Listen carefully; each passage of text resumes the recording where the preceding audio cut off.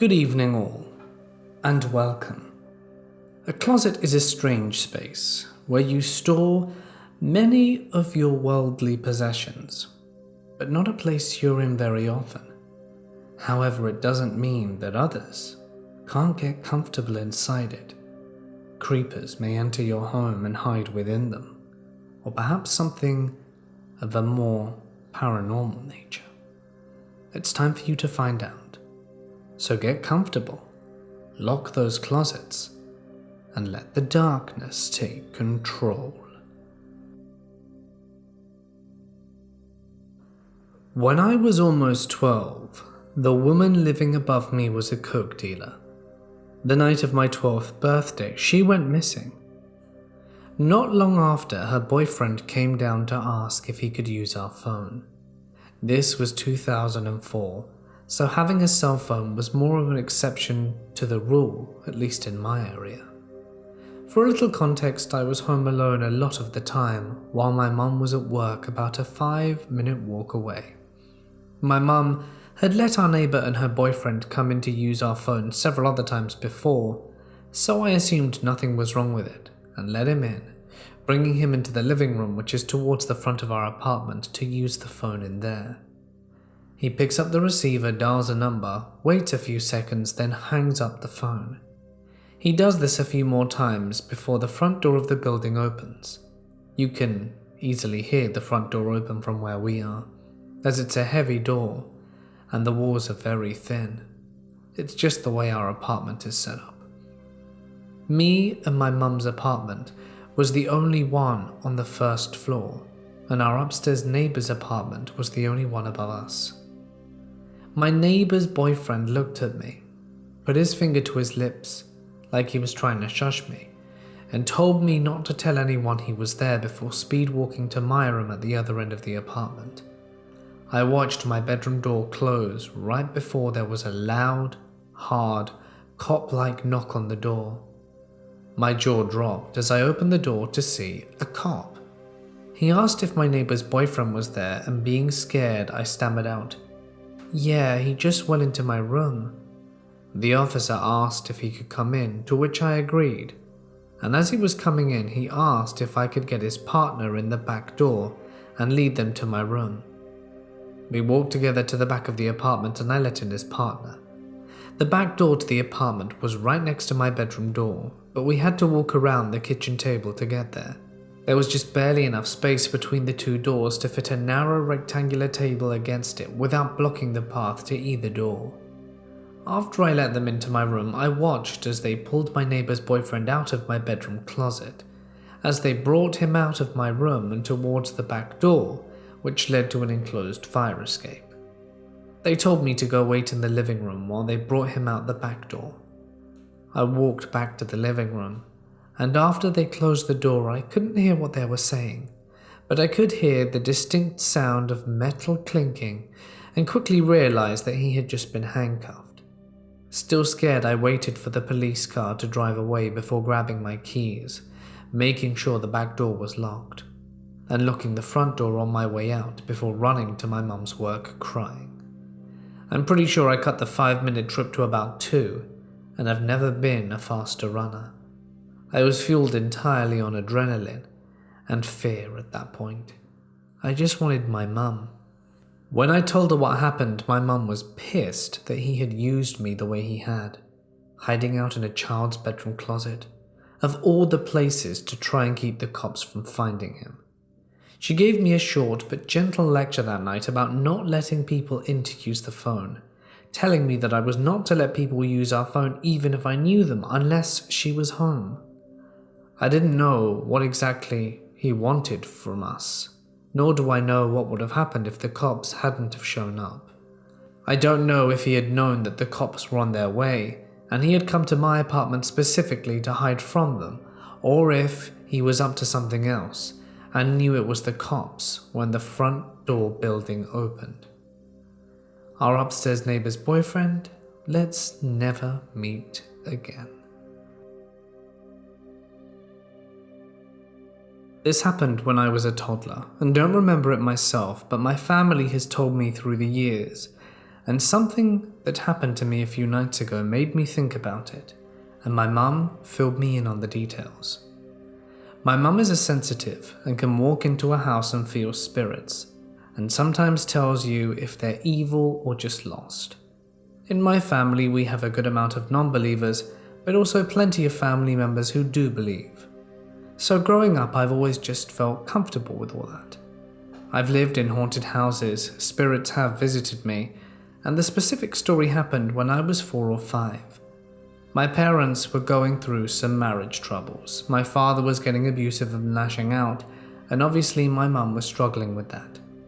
After 3 months of attitude and personality changes, things started happening to me. I would get bruises on my body, scratches on my back, some of them so bad they started bleeding, and I was changing.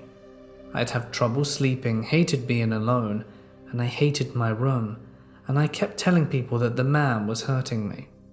Obviously, this led people to believe it was my father doing it. He had been hitting my mother, yelled at me and locked me in a closet. So, my mum kicked him out, leaving him to go stay with his own father while she tried to figure out what to do. This helped, or so it seemed. I started getting back to normal. I was happy and bubbly, but the bruises and scratches faded. And we were happy for about a month. During a normal bath time, my mother and I were playing with one of my dolls when she noticed something. There was a long scratch down my back. At first, she wrote it off as kids playing around and scratching themselves. That had to be it, but they kept appearing. The bruises were coming back, and then I started talking about the man again. My mum said the way I described him was chilling, and she instantly believed me and contacted her uncle, who was a priest for prisons. The story I told my mum was that at night, after she put me to bed, someone would come out of my closet. Not just walk way out, a mist would come from under the closet door and a man would appear from that mist. This man wore what looked to be jeans and a white tank top, which my mum figures was a wife-beater of some sort, and would sit on my bed and talk to me. At first, he was nice and play with my hair. He would tell me stories. His name was Bill. He used to be a cop, and he had lost his wife and family because he was bad to them. And then he started to change. He wanted me to go to the closet with him, and that scared me for whatever reason. Even that young, I knew something was wrong. Looking back at the time, my mum believes that it was when I started to be scared of my room and when I wanted to refuse to sleep in there. After I refused the man, he got worse and mean and started hurting me, which is when the bruises and scratches began to appear. He would try pulling me from the bed to the closet. He would throw things at me, but what got my mum is when I started describing what the man said he would do to me and my family if I didn't come with him. Understandably, my mum was very upset, and she called her Uncle Tucker, knowing what it had to be. Though she wasn't sure why she'd never felt him, and she felt she had failed me in some way. When Tucker arrived, he talked to me, wanting to know the story, which I shared with him. It piqued his interest because it was a chance that it was simply my imagination. They both felt that my story might have been swayed some, at least a few details. Once he was talking to me, he headed to my room, Bible and holy water in hand. They have both told me that when he walked into the room, instantly something dark washed over him and it worried him. So he started praying, talking to it, and finally blessed the room. And Tucker said he could guarantee that it was a demon, and it wanted my soul and possibly to take over my body. From what he could put together, from what was shown and told in the room along with my story, he believes that Bill was a cop, or at least would use that to make his victims more comfortable around him, which wasn't uncommon, and he was sure Bill had harmed his family, and that's why they left him. Tucker thought that the ghost/spirit/demon, whatever you want to call it, was hooked onto me not only because I was a child, which makes the connection easy, but because I was most likely sensitive like my mother, which Tucker had strongly believed since they found out she was pregnant. I won't go into details behind that because there's a lot of information. Back to the point. He warned her that it was probably going to keep happening and that I would deal with it my entire life, that I just needed to be strong and not to trust in every spirit I see. Luckily, after he blessed the house and prayed over me, Bill left, and I never dealt with him again. Thankfully, I was young enough that I don't have a memory of it. I've seen pictures of the scratches and bruises, but don't remember it, and while Bill might have left me, I've dealt with spirits my entire life, and I know I always will. This didn't happen to me, but has been relayed to me from my late grandfather, who was one of the most honest men I have ever met. He was the kind of guy whose word meant law. When he said something, that was it. It wasn't ever a lie. In any case, here is his story. My grandfather was born in 1931 in a poor and rural part of the US. From a young age, he helped his parents on the farm, as I'm sure many other kids at that era were forced to do. Towards the end of the farm, the land sort of went down a small hill, at which point it wasn't very harvested by my family. And bordering the bottom of the hill was a deep and dark forest. There'd be times my grandpa would tell me when he was about 10 or 11, when he'd get to the edge at the top of the hill and look down towards the forest. There'd be times where he would see a dark shape, a shadow, staring at him with glowing green eyes. He always thought it was his imagination, and after telling his mum one day, she told him that it was one of the forest sprites and to ignore it, and if he ignored it, it would leave him alone.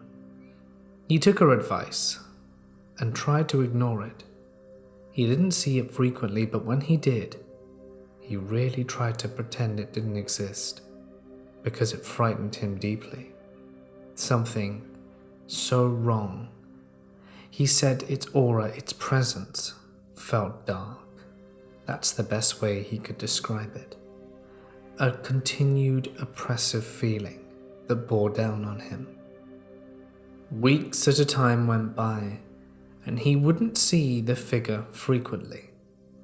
About 2 years later, once again, finishing up at the end of the field, did he dare to glance down, admiring the sunset, when he saw the twinkle of green eyes and a dark, shadowy blob move behind the trees. He didn't even bother looking. He just bolted home. And that same night, as he was going to bed and turning out the light, did he look out and see something in the distance? The glowing eyes. They were no longer in the forest, which wasn't visible from his house. Instead, it was by some nearby trees in the distance. He got spooked. He jumped straight into bed without drawing the curtains and pulled the covers up to his eyes. There he lay, looking intently at the darkness under his sheets. He tried falling asleep, but the fear was all-consuming. When it got to a point, he told himself he must be imagining it. Did he pull down the covers ever so slightly, just to get that sweet reassurance that there was nothing in there with him? He pulled the covers back, and there was nothing in the room. He chanced to look at the window.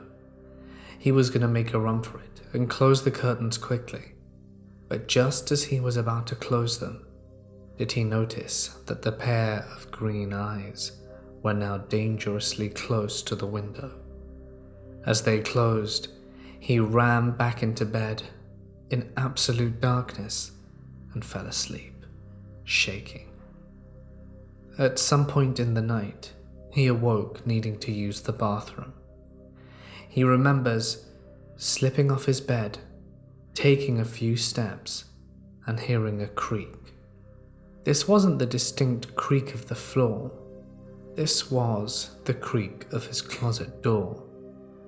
He thought it was strange, but assumed it was either a cat or a dog, as they had several that lived on the farm, and he walked to the toilet. Upon returning from doing his business and getting back to bed, did he hear the creak once more. He was tired, but still afraid from the events of earlier. He was still trying to convince himself that it never happened and was all in his imagination. And with the tinge of bravery still lingering inside him, did he sit up properly and squint towards the dark corner of the room where the sound had came from. It was the closet. He thought maybe he'd best check to make sure nothing strange was going on. So he got out of bed again, pulled the door to the closet back, which was slightly ajar, and in the bottom, near his shoes, were those green eyes. He said he can't remember anything that happened after that, other than the dark mass, this blob with the green eyes rising higher than his clothes, and suddenly he passed out. He woke up in the morning at the foot of his closet on his wooden floor, in pain a little bit, his mother asking if he was all right.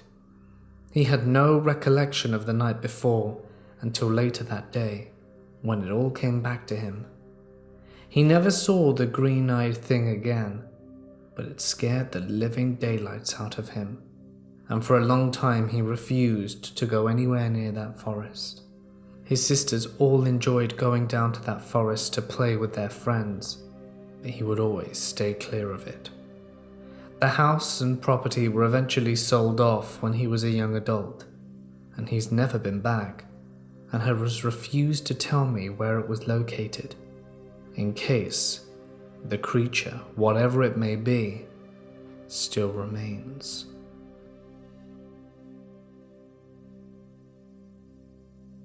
I had a strange feeling today that left me paranoid, even now as I'm working my typical graveyard shift. Well, it wasn't just a feeling. I wish it was. But unfortunately, it is not the case. I'm home alone, working on a painting when I hear my floorboards creak. Now, my floors are very creaky, and I'm average height and weight, with a fair share of ass-kicking instances. So initially, I was not alarmed. I lived with two other people, Andy and Teddy. Both had gone out earlier.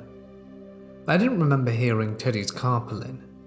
It's a big-ass white truck, and it's very hard to miss due to the gravel in the driveway.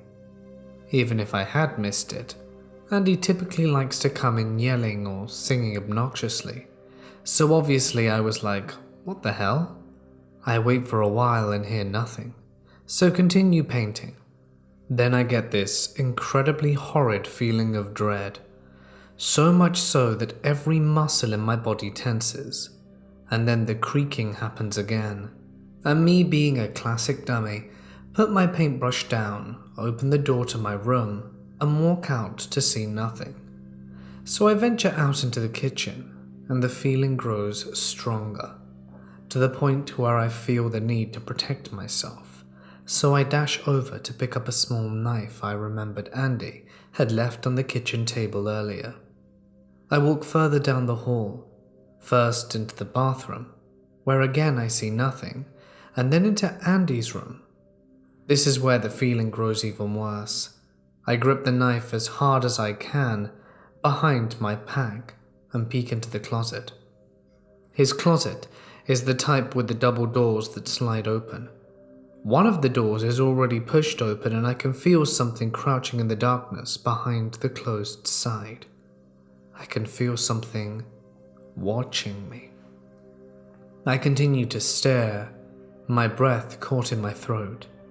Then something changes, and it feels as if whatever is in there is now making direct eye contact. It stares at me so much that I stumble back out the room. I quickly check Teddy's room, see nothing, and just as quickly nope the hell back to my room. Shaking, I shut the door and put whatever songs I was listening to its highest volume, and the feeling just disappears. As if a hood was pulled over my head, everything just feels incredibly normal. Whether I'm going crazy or not is debatable. I wouldn't doubt it though. Definitely some weird stuff that I don't appreciate. I live with my parents in a really small village in Europe. Our house is quite big and directly attached to my grandparents' house, which is basically a big house cut into two. And the house next to theirs are my aunt and uncle's house. So yeah, we all live really close together and often pay each other random visits. On top of that, my grandparents' front door is always open during the day, so me and my cousins can come in whenever we want. Since it's a small village, we know basically everyone, and we're not too scared to leave the door open. People always have to walk across the whole garden to reach the front door, so it's quite safe and hidden. So now one day I was home alone because my parents were working and I didn't have any classes. My grandpa, uncle, auntie and cousin were also working, so it was just us two. My grandma was chilling in her kitchen, which is a little square room in the corner of the living room, which is a bigger square room. So when you walk from the kitchen to the entrance of the house, there's a part of the living room that you don't see. Suddenly my grandma heard the front door open and close. My family and I usually yell greetings when we enter so we know they're here. But she heard the door and nothing else, so of course she stands up and calls out for my dad, and then my uncle. But nobody answered. She starts walking to the entrance to see if maybe she left the door wide open or something. But as she walked away from the kitchen, she hears a creak behind her. Now remember the part of the living room I talked about? The one you can't see when you're walking away from the kitchen? Yeah. Well, there you find a huge Narnia-style wardrobe. When my grandma turns around, she sees the wardrobe door wobbling a bit, like if it wasn't completely closed. She gets closer to realize someone's hiding in it. She starts yelling at the stranger, asking him to get out. He does and stands awkwardly for a few seconds. My grandma is this small little lady, and the guy was way taller than her. She didn't really know what to do at this point. She asked him what he was doing here, and after hesitating a bit, he said he thought this was a restaurant and got confused. Lol. My grandma told me that he kept looking around the room, and it looked like he was trying to find a weapon. For some reason, my grandma walked towards him while asking him to leave, probably trying to intimidate him, and he began running to the front door, pushing my grandma since she was in his way, but thankfully she didn't get too hurt while falling. She then closed the door, called me to tell me to do the same, and waited for my dad and grandpa to come home. When they did, they called the cops and made sure that no one else had been hiding in the house. The cops told us a few cases like this had been reported in the village around us. For most of them, the guy just came in, since a lot of the people in this village left their doors open and stole stuff. But apparently, an old lady in a similar situation lost her life from probably the same guy. So the cops told us that my grandma calling for two men when she heard the door open probably saved her life, because the guy thought there was someone else in the house. When my husband's father passed away back in 2012, we inherited so many antiques and family heirlooms from him. One of which is this giant old wooden wardrobe, about 8 feet tall and 5 feet wide, which was made by my husband's great-great-grandfather. Since it was so huge, we didn't really have room for it in our house and kept it in our garage. We call it the Narnia closet. Before my son was born, I used to go into the garage to smoke weed every night. I'd be sitting out there, and without fail, at some point, I'd get that strange feeling of the hair rising on the back of my neck. I'd look over at the Narnia closet, and the door would slowly start to swing open. It creeped me out so badly that I always would go to close it, then run back inside. It literally would happen every time I'd go there by myself. We have a pool table that kind of is a man cave set up in a garage. so our friends would frequently be hanging out with us, smoking and drinking. Not once did the wardrobe door open when I was with other people. I later asked my husband and my sister-in-law if they had ever witnessed the door coming open by itself, and they looked at me like I was crazy and said they had never seen that happen before. I checked the latch so many times and it was actually really sturdy, not like it could just pop open at any given time. One afternoon I was out smoking and like clockwork the door slowly creaked open. At this point I had enough and was scared. I lost it a bit and screamed something like, "You need to stop opening the Narnia door. You're freaking me out. Please never do it again." And guess what? Since I said that about 4 years ago, I have never seen the wardrobe open by itself again.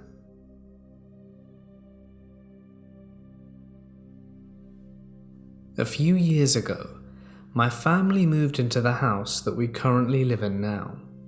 The first night I stayed in my room, I was having a difficult time going to sleep, as I couldn't shake this weird feeling that had come over me. I'd been trying to sleep with my back to the closet, and decided to get up and get water, but when I turned around I became very aware of a face staring straight at me from the inside of my closet. The face looked as if it was a mask made of glossy white porcelain, where the eyes and mouth should have been, but there was nothing but empty holes. Somehow it was darker than the entire room, even without any eyes. I could tell this thing was looking right at me and filled me with a fear and unease, unlike anything I've ever felt in my life until now. I jumped out of bed and managed to turn the lights on, but as I tried to run out of the room in the hallway, I found that I couldn't leave, and even though I could move freely in the room and the door was open, it was as though something was blocking the exit. As a last resort, I tried to call for my parents and my brother who were asleep downstairs, but couldn't muster any sound. It seemed as if the wind had been knocked out of me whenever I tried. I ended up hiding underneath the covers of my bed to get through the night, and for the next few days I still felt as though something was there in my room, until the feeling went away suddenly. I discovered a few weeks later that my grandmother had secretly prayed over the room after hearing that I had told my mother the day after this experience. Surprisingly, I think this may have had an effect on whatever was there. I've not seen the figure in my room since then, nor have I had another experience like that, though I have caught glimpses of it in the room across the hall, and even once while in a corn maze in October a few years back. I was wondering if anyone has ever experienced anything akin to this.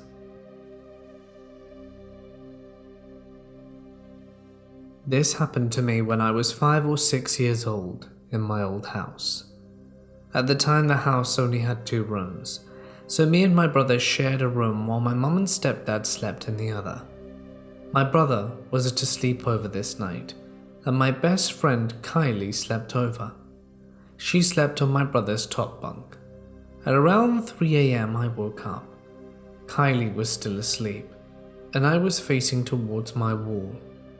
I turned over to my other side and looked at my closet door, and I clearly remember how scared I was when I stared straight at a tall shadow-like man on my closet. Of course, the first thing I thought of was Slender Man, and I still kind of believe it looked a bit like him. I got up nervously and looked out my window, which was directly across from my closet, to see if there was something outside casting a shadow. Lo and behold, nothing. I ran back to my bed, hid under my covers, and fell asleep. The next morning I told my friend all about it and she believed me. Of course, I saw this again last year. Me and Kylie had a sleepover at her house, and we were pulling an all-nighter. At about midnight, her parents were asleep, and we snuck downstairs, grabbed a box of Cheez-Its and Triscuits, and I went out of the living room to grab a bag of Smart Food that we left in the living room before we went up at 10. When I grabbed the crisps, I saw something from the corner of my eye. Of course, it was the same thing that I had seen years ago. I dragged Kylie out of the kitchen and showed her. At that point, we just went upstairs and binge-watched Big Mouth. Picture this. You're in my bed. To the right of my bed on the wall is my closet. It doesn't have doors, just a curtain that I use to block it off. Except the curtain will move sometimes and reveal the inside of it. It's never bothered me until one night. I had a friend over and they fell asleep. I stayed up because I wasn't very tired. After an hour of being on my phone, I switched it off and turned to face my closet, which is when two circular red dots glared at me from the crack in the closet. I froze and tried to use one of my arms to slowly reach behind me and tap my friend awake. I guess whatever was in my closet noticed what I was doing, and I started to hear heavy breathing coming from there. I noticed the side of the curtain was moving in and out from the breathing. I started flipping out even more and turned around quickly to shake my friend awake. Right as my friend opened her eyes, she said, "Don't look at it," then sat up and screamed. I don't know what to do, but I looked back at my closet and it was gone. I felt hot and dizzy. Then my friend asked if I was okay and why I woke her. I turned back to face her, and that was that. Me and my friend were doing night shifts for a production at school, setting up the stage, etc. for the production later in the month. There were two janitors helping us with the setup, one of which went home for the night, both of which have a key to a closet. One of the usual school closets surrounded by rumors, said to have the bodies of children inside it. However, it just has the security monitors and broomsticks. The security cameras are always turned off and are just for show. I needed the bathroom, so being a wuss, me and my friend went to the restrooms, heading past the closet door as we went in. It was a little bit open, something that's a bit out of the ordinary, but we ignored it and thought nothing of it. I greeted my friend as I came out of the stall and noticed another unordinary thing. The security camera outside the toilet was on. Being veterans of the school, I knew it was something to do with the open closet. Maybe the janitor turned the cameras back on. It was night shift after all, but it wasn't like them though. So we headed back to the hall to finish for the night again, passing the closet door as we went. We asked the janitor if he knew anything about the open door. He knew nothing about it. He said he would ask the other janitors in the morning. We finished for the night, leaving him to lock the closet and the gates we left from. The next day was pouring with rain. This time both janitors were there, agreeing that neither of us had used the closet in well over a week. My friend and I, being suspicious, did the same thing as we did the previous day and checked the door as we went down the hall towards the restroom. But this time it was wide open.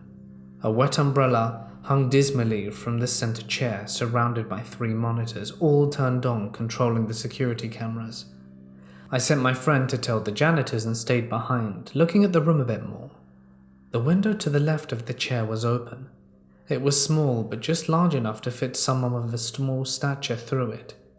After a while, the janitors came and saw the umbrella and called the police after realizing that no one but them could enter the room, and the umbrella didn't belong to any of them. A week passed and I was freaked out by the incident and barely slept at all.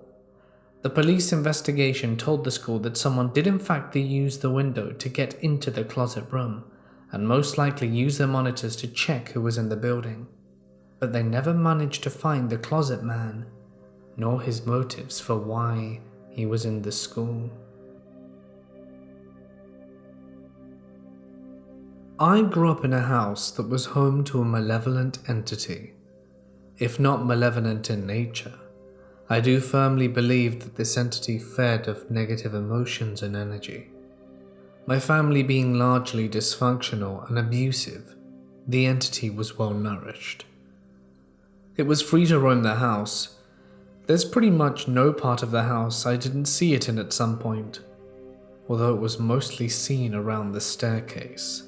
Hence the nickname Stairwell Demon my sister and I used on the ground floor. The Stairwell Demon presented itself as a large, gangly shadow figure. Think Slender Man, but just darkness and only one set of arms. A very vivid memory of mine is the Stairwell Demon coming into my room at night, sitting on the floor while staring at me and getting into my wardrobe. Since then, I have been absolutely petrified of wardrobes. Now, I have left my family and that house behind. While I did have paranormal experiences in my first apartment, I've never seen the Stairwell Demon anywhere but in my childhood home. Something that always struck me as odd was how in movies and stories a lot of the spirits/entities seem to be focused on closets and wardrobes, or at least to seem somewhat fond of them. Any ideas what this could be? When I was 7, I lived in a small apartment with my mum, her boyfriend at the time, and 2 siblings, 1 brother, 1 sister. My brother was a few years younger than me, and my sister was only a few weeks/months older. I shared a room with my brother for a while, but I kept waking up in the middle of the night, and I thought he was the one waking me up every night, so I told my mum. She moved my brother into a spare room, so now I was sleeping in this room alone. I went to bed as usual, thinking I wouldn't be disturbed in the middle of the night, so I was kind of happy. I remember waking up in the middle of the night and looking out my window. It was late at night, and there was someone outside with their dogs, so I figured the dog barked and woke me up. I rolled over to get out of bed and go to the bathroom. That's when I saw the dark outline of a man standing in my closet. He was tall, average build, and had deep, glowing red eyes. I froze. I felt like I physically couldn't move, and I remember hiding under my blanket and falling back asleep. This repeated for about a week before I refused to sleep in that room and started sleeping on the couch. My mum got into a fight with her boyfriend one night and slept in my room so she wouldn't have to deal with him. What I remember from her story is this. As she was about to fall asleep, she felt the bed shake. This couldn't have been explained by any pets, since we hadn't got any, and no one else was home. She ran out the room and was obviously shaken. A few weeks later, my aunt slept over, and as she was young at the time and had nothing to do for the weekend, she slept in my room, despite my mum warning, and the bed was dragged towards the closet. She ran into my mum's room visibly shaken and wouldn't leave. Looking back on this a few years ago, I thought it was just my imagination, until my mum told me the rest of the story a few months ago. My stepdad said it was a demon living in my closet. This didn't happen to me, but my mother last night at 3 a.m. My mum is really hard to scare. It takes more than a simple jump scare for her to flee a room. My mum was watching TV with us and fell asleep on the couch in her room. She woke at the middle of the night because she was freezing cold. So she grabbed her blanket and wrapped it around herself for warmth and walked to bed. Facing her closet, she began to fall asleep when she watched her closet door open slowly. A man, darker than the darkness of her room, walked out and faced her. "Suzanne," it said. He was about to say something else, but before he could, she bolted out the room. She said that it's giving her the feeling that she knew someone was going to die. One weird thing about it was that it wasn't sleep paralysis. I know most of you won't believe me, but I'm terrified, and if you know anything that can help, please tell me. Every night, as soon as the clock hits midnight, my normally quiet and reserved cat, Bamboo, makes her way to the closet in my boyfriend and I's apartment. The building is fairly new, only being built about a year ago. We're the first people to rent this apartment unit. Even still, for the past month or so, Bamboo will walk to the door of the closet and let out a yowl. It's always this specific yowl that she makes, and I can't even describe it, and can't find any similar kitty sounds through hundreds of YouTube videos I've watched. After greeting whatever caught her interest from inside that closet, she will enter and let out another noise, which is almost the same to the first one. If you've heard cats meowing for attention, or if they are looking for their owner, but if you knew Bamboo, you would understand why this behavior is so strange. She isn't fond of attention or anything like that. I'd heard about cats being able to see into more dimensions than humans can, and I wonder if this is true, if this really is some unknown presence or thing setting up in my closet. My boyfriend and I have considered buying some ghost equipment in order to try and communicate. I live in a house that's not too old. It was handmade by the original owners, and only 2 families have resided here. Since I've been here, I've felt as if I'm never alone, always watched, and have had strange experiences. While there's no logical reason to get into them, this experience is seriously freaking me out.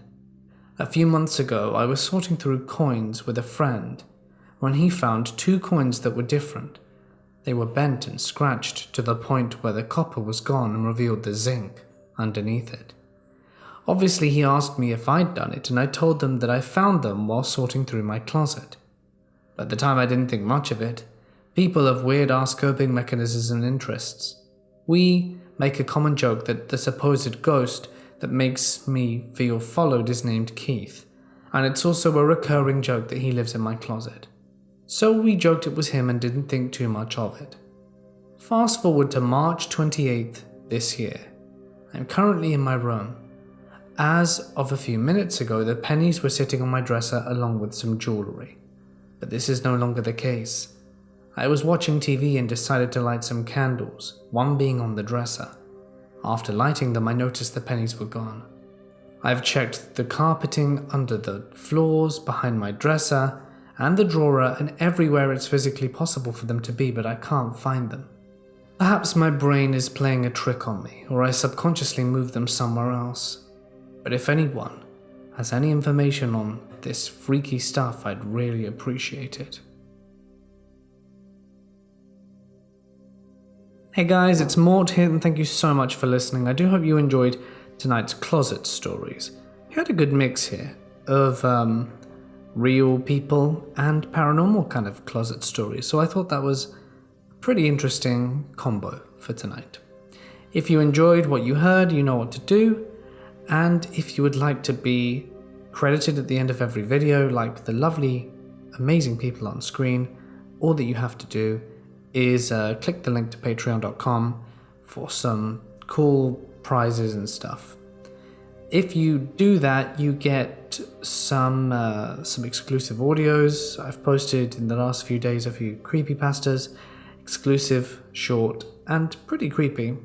So if that interests you at all, feel free to check it out. In any case, for now it's time for me to sign off. Stay awesome, and I'll see you in the next one.